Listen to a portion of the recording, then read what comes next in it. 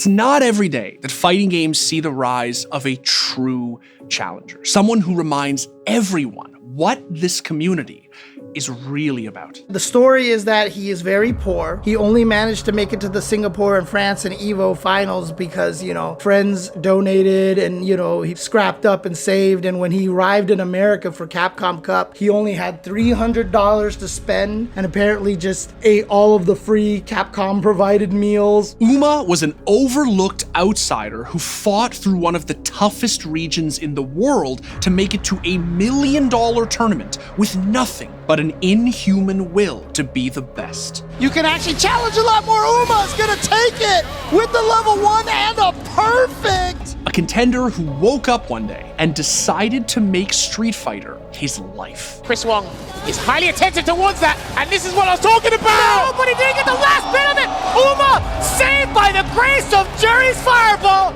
A force of nature that no one could see coming or stop. At the start, I just did not expect Uma to get out of his group. That's me being 100% real with you. Without a championship pedigree, a sponsor, or a cent to his name, Uma did what no one else could. I think he's done.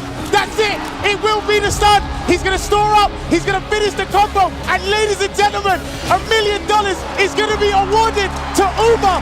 Nobody had him on the cards to take the cup. He's represented with jury. He's represented Taiwan.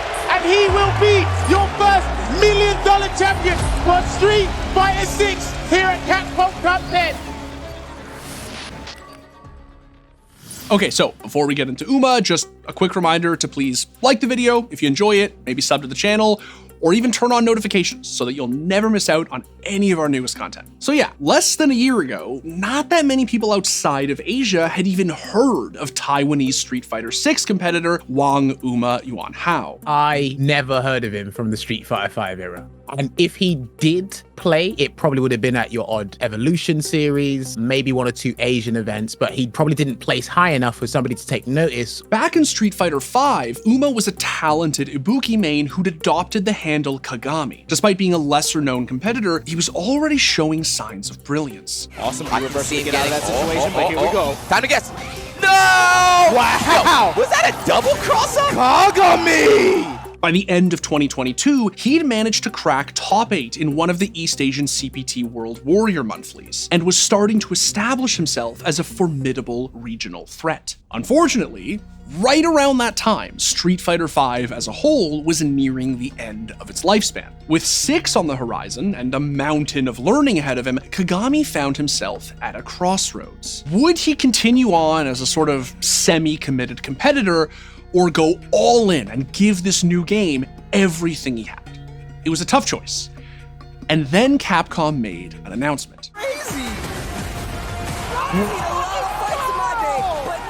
$1 million to first place for Street Fighter 6 Season 1. Oh, they're f***ing serious. According to a later stream from Taiwanese legend GamerBee, the prize pool for Street Fighter 6's first ever Capcom Cup was what tipped the scales. Sometimes you're just flabbergasted at it. It's like, okay, from that point they announced it, it's like in 365 days, or a little bit less from that point, somebody is gonna have a crazy amount of Benjamin Franklins. It's going to be insane. For Kagami, that changed everything. According to Reddit translations of GamerBee's stream, Uma was unemployed at the time, so it was a perfect opportunity to grind like never before. He put in countless hours of practice every day, and even went so far as to change his name to Uma to signify this fresh start. But more importantly, he switched characters. Capcom Cup 10's $1 million purse basically sent the community into a frenzy when it came to ironing out the meta. Everyone wanted to know who the best characters were, since the stakes of SF6's first season were so unfathomably high. And Uma was convinced, as were some others, that the $1 million pick was Jury. Jury, that's a $1 million character. We seen it as CEO. Jury is ridiculous. Jury is gonna be hella good. 4.5. Not the absolute top, but right below it. And so for hours every day, Uma took Jury into the lab and learned everything there was to learn. No job meant no fallback, but it also meant no distractions. Uma was fully committed to becoming the best Street Fighter player in the world. Oh, it's bouncing. The parries though, my goodness. Nice. Burnout Fighter. One touch. Punish the DP. Big punish. No. Oh, that might be it. Oh, and then the dry rush at the end, and Uma just ran over Burnout Fighter. His first big chance at an international event came at EVO, but despite being the highest placing jury at the event, he finished 25th. He was at like 99%, didn't build the third bar, so no level 3. Still in a good spot though. That's it. Damn, 4 rounds straight, easy work for Punk. Despite his meager personal funds, he traveled to offline events in Singapore and France, but bombed out of both brackets in the top 64. Ultimately, Uma was playing in one of the most stacked regions in the world, and the format for this Capcom Cup meant he'd have to win one of just a handful of events to claim a spot. Talented or not, he was running out of chances. But then, out of nowhere, he finally got his big break. Being a top 8 player in his region, Uma was invited to the World Warrior East Asian Regional Final, but an early loss to ZJZ put him in losers. But this time, things were different. He scaled the lower bracket and against one of his region's biggest threats, delivered a grand finals beatdown. 两边都分凹的情况，哎呦，捞到，压持续防了，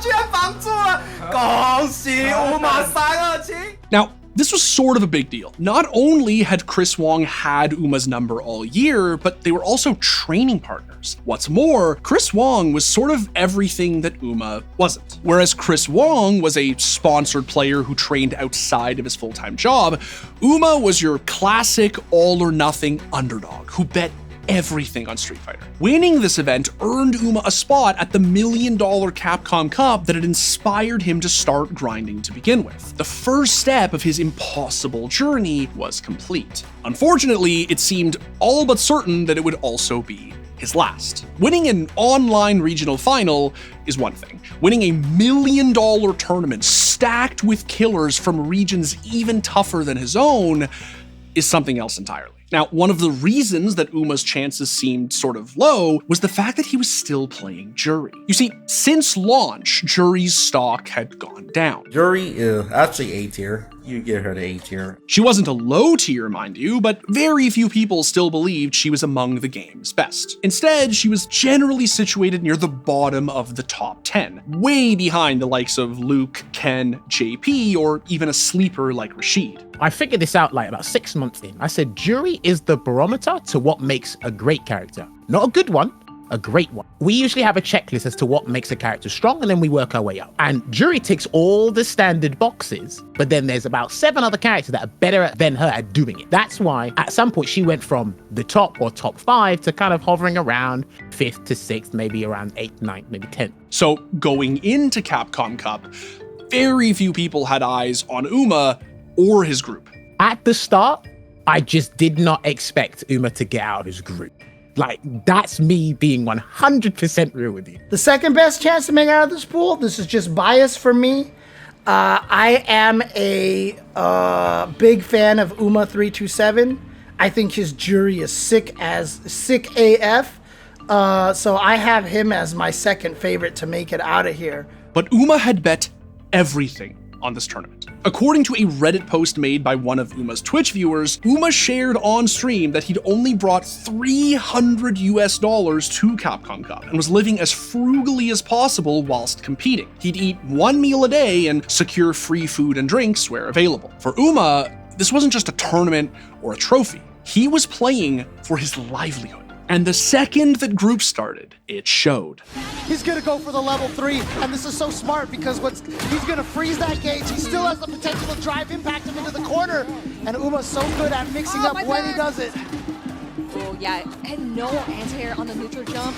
And here we go, we are wrapping things up, but it is Uma who's wrapping things up, 2-0. Even as Uma steamrolled his way to a 4-1 record in his group, the feeling was that he'd sort of been dealt an easy hand to begin with. But come the bracket stage, Uma's jets didn't cool. They started firing even hotter. What's that drive impact finish?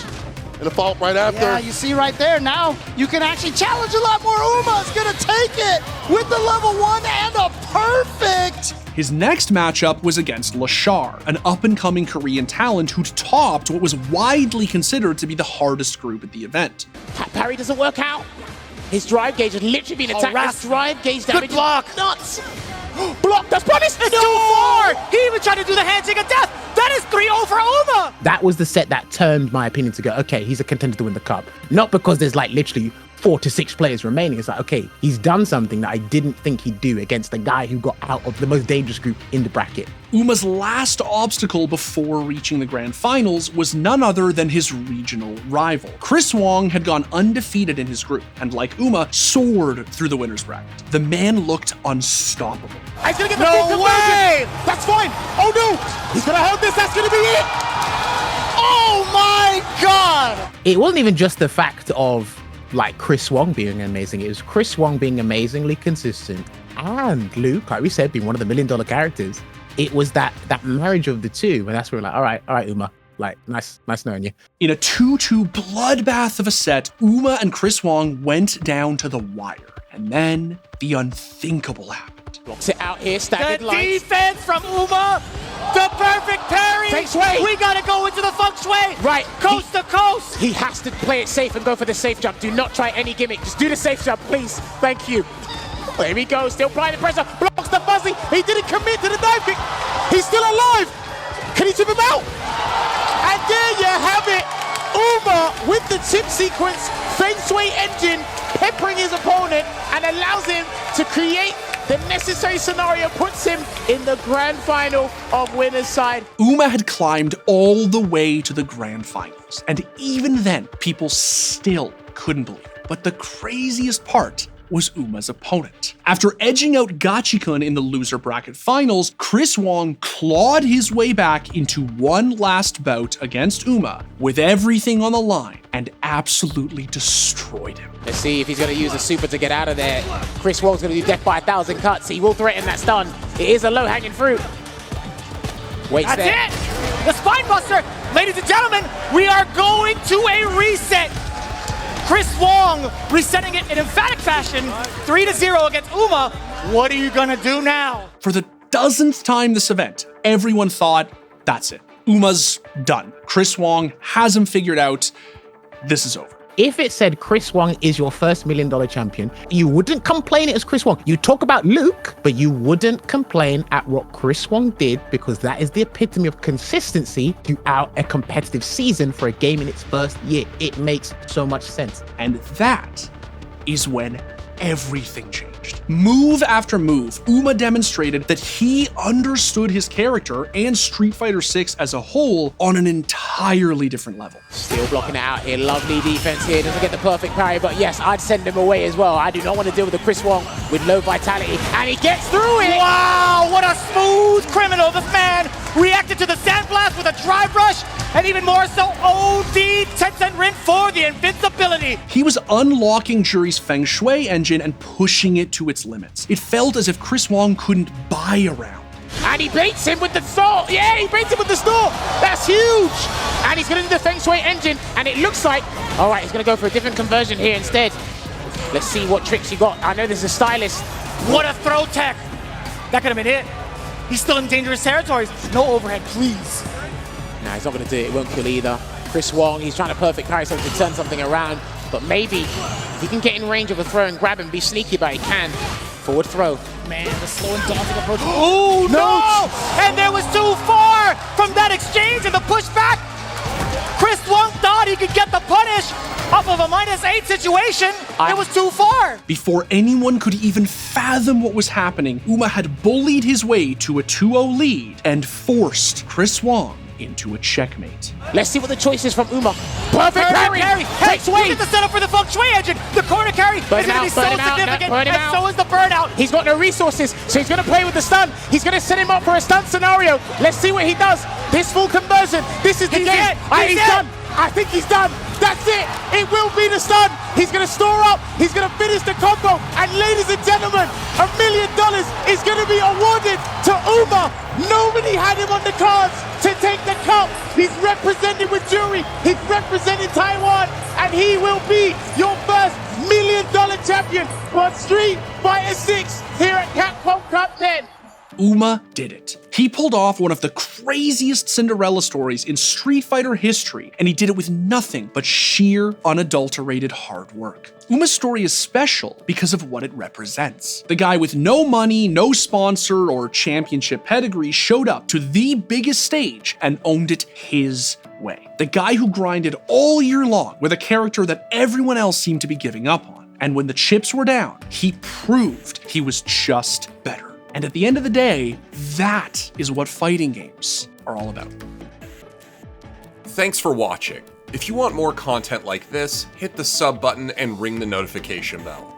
For unique bite-sized videos you won't find anywhere else, hit us up on our Twitter, Instagram, Facebook, and TikTok.